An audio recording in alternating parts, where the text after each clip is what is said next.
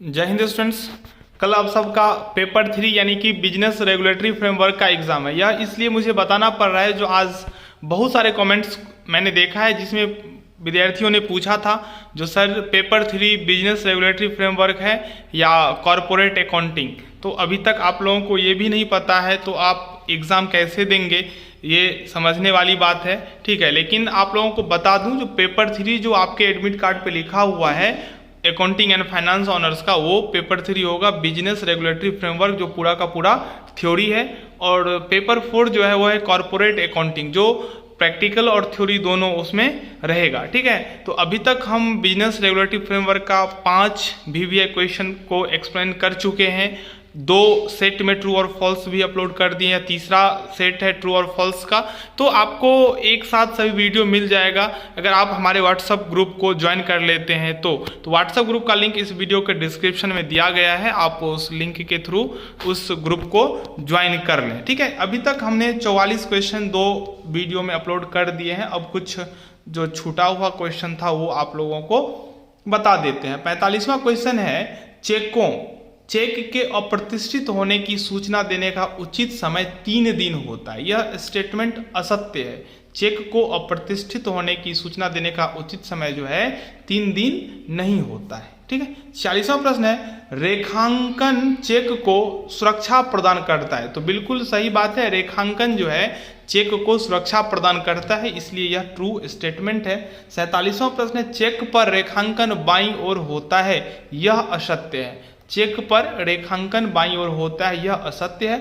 48वां प्रश्न है उपभोक्ता संरक्षण अधिनियम 1986 में पारित हुआ था, यह सत्य कथन है। अगर यहाँ 1986 के बदले में 1886 दे दे, 1887 दे दे, 1987 दे दे तो आपको असत्य लिखना पड़ेगा उस स्टेटमेंट को, क्योंकि वो असत्य हो जाएगा। 49वां प्रश्न है उपभोक्ता संरक्षण अधिनियम सन 2000 में महत्वपूर्ण संशोधन हुआ।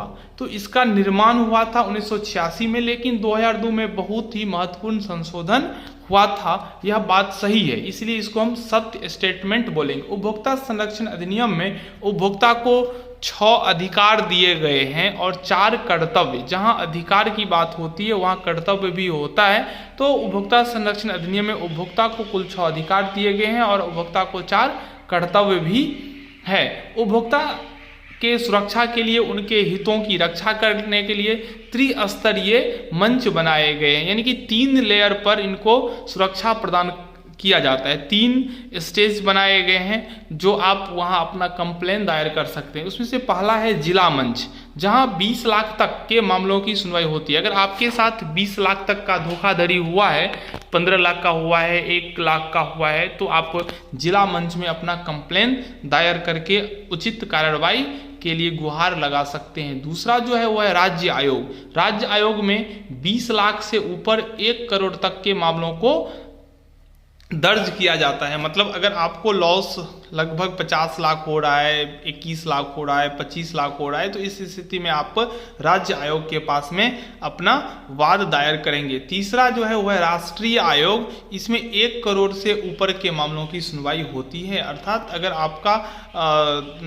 कोई भी गड़बड़ी 1 करोड़ से ऊपर के हैं तो आप यहाँ पे अपना वाद दायर करेंगे। 51वां प्रश्न है भारत में प्रथम कंपनी विधान 1844 ईस्वी में पारित हुआ था। तो यह असत्य कथन है, क्योंकि यह जो अधिनियम था, ये जो विधान था, ये 1850 ईस्वी में पारित हुआ था। अगर यहीं पे 1840 के बदले में 1850 लिख दे तो फिर इसको हम बोलेंगे जो यह स्टेटमेंट सत्य है। तो आपको सही बातों को जानना है। जितना मैंने ट्रू और फॉल्स अपलोड किया है, अगर आप सभी ट्रू और फॉल्स को देख लेते हैं, और एज इट इज़ याद करने की बात नहीं है, मैंने जो समझाया है आप उस बात को समझ के जाते हैं, तो कोई भी ट्रू और फॉल्स होगा तो आप आसानी से आंसर दे सकते हैं सही। कुछ स्टूडेंट्स ने कमेंट भी किया था जो सर आप जो बता रहे हो 100% आएगा एग्जाम में। तो मैं आपको बता दूं, जो मैं इंसान हूं, भगवान तो हूं नहीं जो 100% गारंटी ले सकता हूं, कोई नहीं ले सकता है। सिवाय उनके जो क्वेश्चन सेट किए हैं, जो क्वेश्चन सेट किए उन्हें ही पता हो सकता है जो कौन कौन क्वेश्चन सेट किए हैं। हम लोग अपना अनुमान लगाते हैं, अपने अनुभव का इस्तेमाल करके आप लोगों के लिए गेस क्वेश्चन करते हैं। ऐसा जो रिकॉर्ड रहा है, अगर आप देखना चाहते हैं तो आप अभी हाल ही में पार्ट 1 का एग्ज़ाम कंप्लीट हुआ है, उसको देख लीजिए। फिर उससे पहले पार्ट 3 का एग्ज़ाम कंप्लीट हुआ था, उसको देख लीजिए। हमने जो VVI क्वेश्चन गेस किया था उसको, और एग्ज़ाम में जो क्वेश्चन पूछा था, लगभग 90% क्वेश्चन वही आता है। तो ऐसा मुझे उम्मीद है और विश्वास है, इसलिए मैं आप लोगों को बताता हूँ। अब 100% की गारंटी तो लेना मुश्किल बात है, मैं ऐसे ही नहीं बोल दूंगा नहीं 100% मैं जो बता रहा हूँ मिलेगा ही। आपको अगर विश्वास नहीं होता है तो आप किसी और चैनल को देख सकते हैं, आप किसी और टीचर का गेस देख सकते हैं, इसमें कोई बुराई नहीं है, आप देख सकते हैं, देखना भी चाहिए। अगर आपको हम पे फेथ है तो आप हमारा वीडियो देख सकते हैं, ठीक है। और अगर आप अभी तक हमारे चैनल को सब्सक्राइब नहीं किए हैं और आप लगातार हमसे जुड़े रहना चाहते हैं तो चैनल को जरूर सब्सक्राइब कर लें। यह क्वेश्चन कंप्लीट हो गया। जो भारत में प्रथम कंपनी विधान जो 1844 में पारित हुआ, यह असत्य है।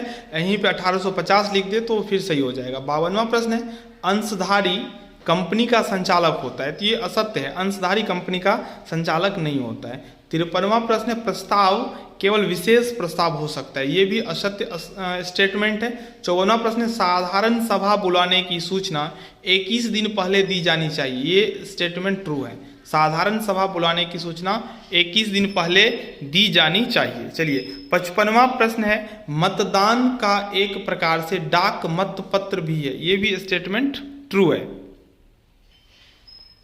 मतदान का एक प्रकार से डाक मतपत्र भी है, ये स्टेटमेंट ट्रू है।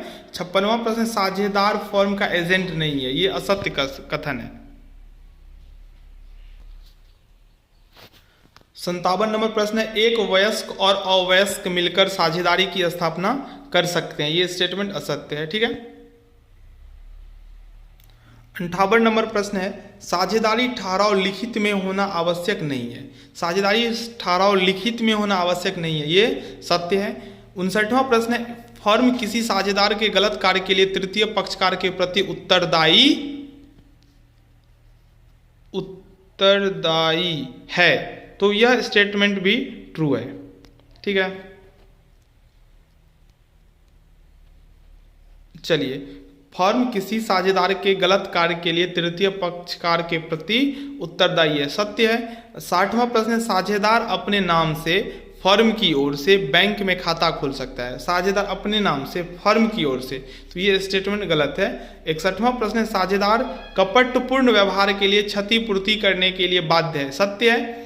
62वां प्रश्न है, विक्रय और विक्रय समझौता में कोई अंतर नहीं, ये असत्य है। इसका मतलब हो गया जो विक्रय और विक्रय समझौता में अंतर है तो सत्य हो जाएगा, इसी को चेंज किया। अभी जो मैं आपको लगभग 70 क्वेश्चन बता रहा हूँ, ये 140 के आसपास हो जाएगा, अगर आपको नहीं वाले को हटाएंगे तो बन जाएगा। 63वां प्रश्न है, सीमित दायित्व साझेदारी कानून 2008 में बना था, यह सत्य कथन है। 64वां प्रश्न है, निर्गमित पूंजी और प्रार्थित पूंजी एक है, तो ये असत्य कथन है, ठीक है। इशू और पेडअप दोनों अलग अलग है। 65वां प्रश्न, सीमित दायित्व साझेदारी में प्रत्येक साझेदार एक दूसरे का एजेंट होता है, तो ये असत्य स्टेटमेंट है। 66वां प्रश्न, सीमित दायित्व साझेदारी के लेखों का अंकेक्षण कभी अनिवार्य नहीं होता, तो असत्य है। सीमित दायित्व साझेदारी में लेखों का अंकेक्षण कभी अनिवार्य नहीं होता, ये असत्य है। अगला क्वेश्चन है, सीमित दायित्व साझेदारी में साझेदारों की अधिकतम संख्या निश्चित होती है, तो ये असत्य है। सीमित दायित्व साझेदारी में अधिकतम संख्या निश्चित नहीं होती है, अनिश्चित होती है, ठीक है। और 68वां प्रश्न, लाभों में हिस्सा बांटना साझेदारी का अट्टू प्रमाण है, नहीं, एक ही काम नहीं है सिर्फ लाभ बांटना, उनका और भी बहुत सारे काम है, तो यह कथन असत्य होगा। तो लगभग ट्रू और फॉल्स कंप्लीट हो चुका है, तीनों अगर आप सेट देख लेते हैं तो आपको कोई भी दिक्कत नहीं होगा, ऐसा मुझे विश्वास है। आप भी विश्वास करिए और सभी वीडियो को देख लीजिए। अधिक से अधिक अगर आपको लगता है जो नहीं यह चैनल आपके लिए काम कर रहा है तो आप अपने फ्रेंड्स से जरूर शेयर कर दें, वीडियो को लाइक कर दें, और आगे आप लोगों को फिर से मैं 2-3 वीडियो आज देकर इस फ्रेमवर्क को कंप्लीट कर देंगे। जैसे ही आप लोगों का फ्रेमवर्क का एग्जाम कंप्लीट होगा, कॉर्पोरेट अकाउंटिंग का थ्योरी, प्रैक्टिकल, ट्रू और फॉल्स सभी क्वेश्चन लेकर आऊँगा। फिर अगला जो होगा सब्सिडी उसका भी, तो आपको कंप्लीटली पार्ट 2 पार्ट 3 का मैं प्रिपरेशन करवाऊँगा, इसलिए आप लोग इस चैनल के साथ जुड़ जाएँ। धन्यवाद।